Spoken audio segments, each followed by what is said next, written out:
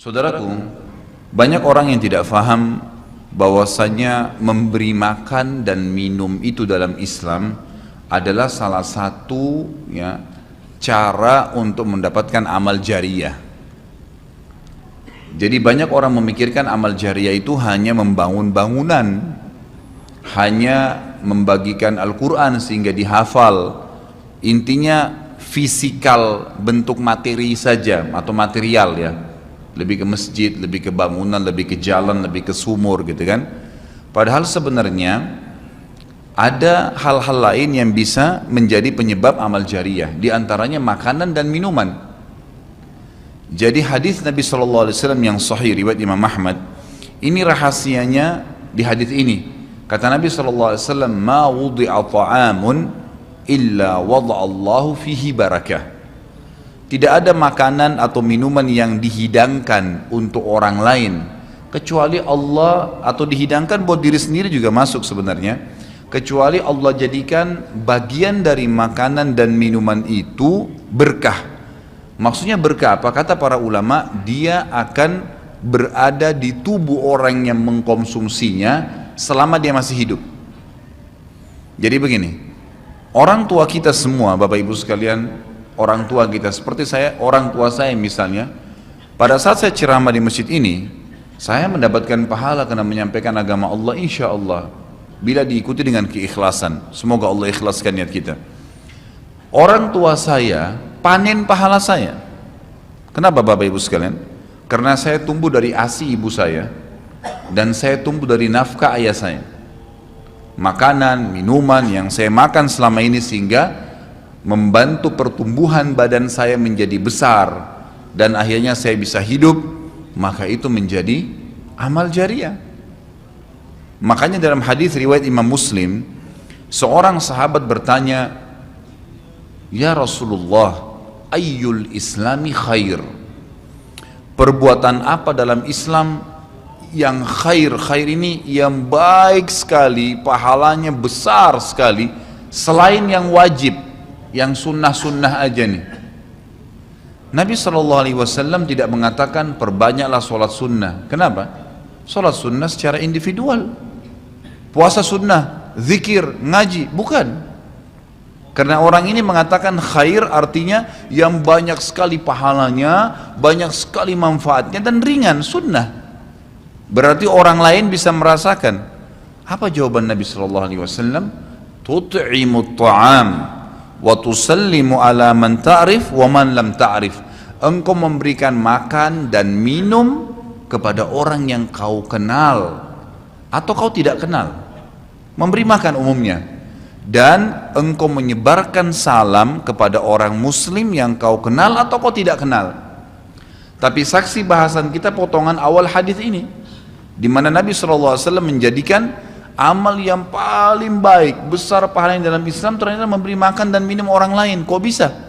Bukankah dalam secara akal kita, kalau kita makan dan minum kan habis gitu kan? Ternyata yang dibuang oleh tubuh itu yang tidak dibutuhkan saja. Yang jadi, mohon maaf, air seni kita, air kencing dan buang air besar jadi tinja, itu yang tidak dibutuhkan oleh tubuh, tapi yang dibutuhkan diambil, diserat gitu kan? Dia akan menjadi bagian daripada otot-otot, urat-urat yang memang membutuhkan pembaharuan, atau bahkan menjadi bagian daripada darah di tubuh kita dan seterusnya. Tubuh kita terdiri dari 75% air, dan Allah SWT mengatakan dalam Al-Quran, a'udzubillahi minasyaitonirrajim, waja'alna minal ma'i kulli syai' hayy. Kami jadikan dengan air itu segala sesuatu bisa hidup, dan memang seperti itu. Manusia bisa hidup dalam sebulan tidak makan, tapi manusia nggak bisa hidup kalau sebulan nggak minum. Bukan sebulan, seminggu nggak minum. Makanya para sahabat, beberapa riwayat menyebutkan seperti Abi Dzar radhiyallahu anhu, beliau mengatakan waktu beliau datang ke Mekah untuk mencari tahu berita tentang Nabi SAW, saking khawatirnya kalau beliau mengaku mau cari Nabi, karena semua orang yang datang dari luar Mekah mencari Nabi Muhammad SAW waktu zaman di Mekah itu digebukin atau dipukul. Dia dari suku Ghifar, dia khawatir. Maka dia bilang, karena khawatir saya ditahu orang asing, saya juga kalau beli nanti retorika bahasa saya berbeda, maka saya minum air Zam-Zam. dan selama beberapa hari dia tinggal di Mekah itu 2 minggu cari Nabi SAW, 2 minggu minum Zamzam nggak makan apa-apa dan bisa gitu kan minum air. Beberapa sahabat juga dalam riwayat Bukhari menjelaskan mereka pernah tinggal di Mekah selama sebulan tidak minum kecuali air Zamzam, bisa hidup. Apalagi memang Zamzam punya kelebihan ya. Zamzam itu kata Nabi SAW adalah makanan dan minuman yang menyehatkan dan mengenyangkan. Tapi intinya air gitu kan, intinya air. Fungsi air banyak sekali kan gitu. Tadi kalau kita masuk makanan dan minuman dulu, memberikan makan dan minum dalam Islam ini sangat besar pahalanya sebagaimana saya jelaskan dan termasuk amal jariah. Di dalam Islam ada beberapa kegiatan yang kita disuruh untuk memberikan makan dan minum orang, seperti misalnya membuka puasakan orang lain dengan minum dan makan dan dijanjikan pahala yang besar. Man fattara sha'iman kana lahu mithlu ajri sha'imin min ghairi an yanqus min ajri sha'imin syai'a. Siapa yang membuka puasakan orang lain, maka dia akan dapat pahala orang itu tanpa dikurangi sedikit pun dari pahala orang yang buka puasa tadi. Dan Umar bin Khattab radhiyallahu anhu pernah memanen pahalanya 1 kota Madinah di zaman khilafah beliau dengan air. Jadi zaman khilafah beliau di akhir hidupnya, atau maaf di akhir khilafahnya beliau sempat di akhir Ramadan juga, bukan di akhir khilafah, mohon maaf, di akhir Ramadan, dia salah 1 tahun khilafahnya beliau sempat ingin membuka puasakan orang, sudah mau habis Ramadan, ingin dapat pahala. Waktu itu beliau jadi khalifah, jadi raja, diiklankanlah di Madinah. Ya dia bilang pada pembantunya, gulamnya, tolong iklankan kalau saya akan buka puasakan orang. Ingin cari pahala, orang semua diiklanin. Amir Mu'minin bin Khattab mengundang buka puasa. Orang-orang pada berbondong-bondong datang. Yang undang siapa? Raja. Yang orang bayangkan ini akan ada kambing bakar, yang akan ada ini, akan ada itu, macam-macam. Raja yang undang, gitu kan. Ternyata Bapak Ibu sekalian, waktu sudah ngumpul semua jemaahnya, masyarakat depan rumah Umar menyuruh membagikan gelas-gelas yang zaman itu memang terbuat dari tanah liat. Kemudian dibagikan satu-satu dan disuruh antri di sumur, gitu kan? Karena memang mereka minumnya di sumur waktu itu, tidak ada sumber air yang lain, gitu kan? Mereka antri di sumur, lalu mereka ambil isi air masing-masing di sumur itu, antri kemudian sambil duduk. Setiap kali seseorang di antara mereka dituangkan air di gelasnya, mereka berkata, mungkin sebentar keluar kurmahnya, makanannya dan seterusnya. Begitu terdengar azan, kata Umar kepada pembantunya, sampaikan kepada seluruh muslimin, silakan berbuka puasa dengan air yang ada di tangan mereka.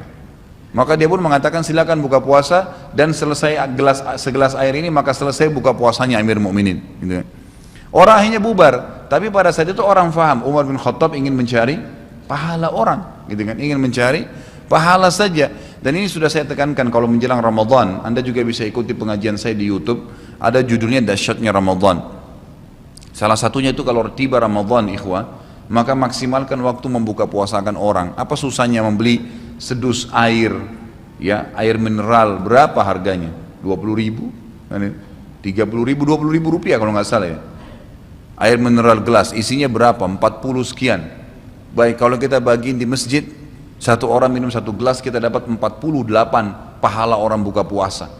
Nah, itu luar biasa, hanya dengan 20.000 rupiah. Tapi anehnya banyak orang tidak mau amalkan, padahal itu termasuk selain amal jariah, dapat juga pahala buka puasakan orang lain.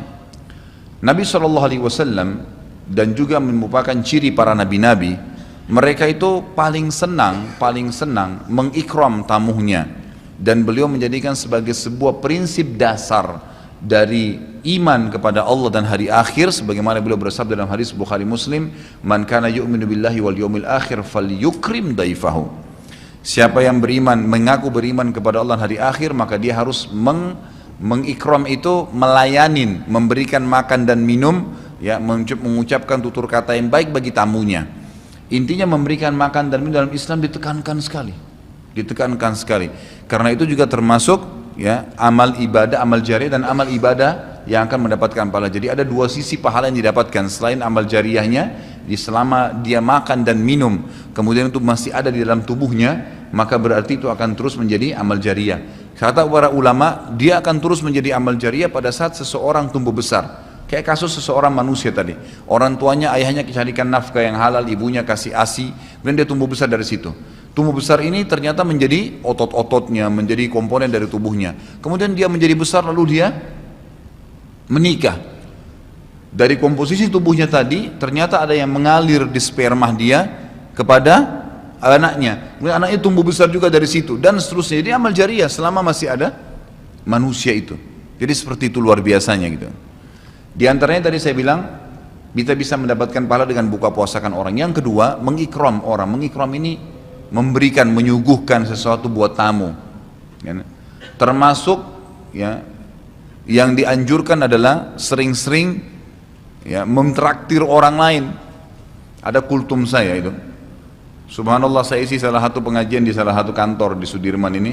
Sampai saya dibisikin, Ustadz, setelah saya nonton di YouTube ceramahnya Ustadz tentang traktir, ini teman-teman semua pada berebut nih, saling traktir-traktiran gitu. Jadi nggak lagi nunggu temannya yang bayar, tapi dia yang bayar duluan. Ternyata itu amal jariah ya Ustadz ya. Oh iya, amal jariah. Kan gitu. Memberikan makan orang, bayangkan kalau dia makan dan minum dia kenyang. Kemudian ada yang jelas pasti ya, makanan minuman yang dimakan dan diminum itu pasti ada bagian yang akan menjadi komposisi tubuhnya. Nggak mungkin semua terbuang. Maka itu berarti akan jadi amal jariah. Apalagi kalau dasarnya yang kita berikan makan orang-orang yang bertakwa, orang soleh, luar biasa, makin kuat dia beribadah. Ciri Nabi Ibrahim alaihissalam, Nabi Ibrahim itu malah luar biasa ikramnya, ya. Dia suka dengan tamu, sampai-sampai kalau dihidangkan makan, cirinya beliau nggak pernah makan sendiri. Pasti habis dihidangkan makan, dibuka pintu rumahnya, siapapun lewat dipanggil makan sama dia. Syekh bin Baz hafizahullah rahimahullah, beliau sudah meninggal. Salah satu muridnya menceritakan, beliau itu punya rumah, ya, rumahnya dia di belakang atau di samping rumahnya itu ada sebuah tempat yang kosong, pakai AC, ya dilapangkan seperti masjid inilah. Setiap hari beliau menyiapkan makan siang dan makan malam untuk 600 orang. Setiap hari. Siang itu untuk 600 orang, malam untuk 600 orang. Jadi 1200 orang yang makan setiap hari. Atau 1200 porsi lah ya. Kalau orang yang sama makan siang dan makan malam. Sampai-sampai beliau bukan mengundang ya, enggak diundang orang. Jadi awal-awalnya saja diiklanin. Jadi kalau sudah tiba waktu makan siang, yang lagi nyapu jalanan mampir, yang lagi lewat mampir, yang muridnya mampir, yang kerabatnya mampir, pokoknya mampir 600 orang. Siang malam, tiap hari sampai belum meninggal. Itu bagaimana mereka mengikramnya. Kadang-kadang kita subhanallah, makanan kita taruh di kulkas sampai rusak, nggak mau dibagi kepada orang. Pelitnya luar biasa. Kalau buahnya lagi berbuah dibungkus, nggak mau dibagi ke orang lain. Padahal sebenarnya rahasia untuk menambah berkah sesuatu benda, rezeki kita, itu diinfakkan dulu. Kata Nabi SAW di dalam hadis Bukhari, Allah SWT berfirman, ya ibna Adam, anfik alaik, wahai anak Adam, infak dulu baru saya infakkan kepadamu. Artinya baru saya berikan, bukakan rezeki itu. Kita kalau mau otomatis ya, spontan, begitu dapat makanan, ada makanan terus langsung dibagi. Dibagi langsung pada saat itu. Nih, bagi sama teman misalnya, atau kita porsinya sebagian, atau kita beli bungkus yang lain. Ini saya beli satu bungkus makanan 10.000. Beli satu bungkus yang lain khusus kasih fakir miskin. Sebagai tanda syukur terhadap makanan tadi itu. Langsung diinfakkan. Itu spontanitas, tidak berhenti rezekinya tuh.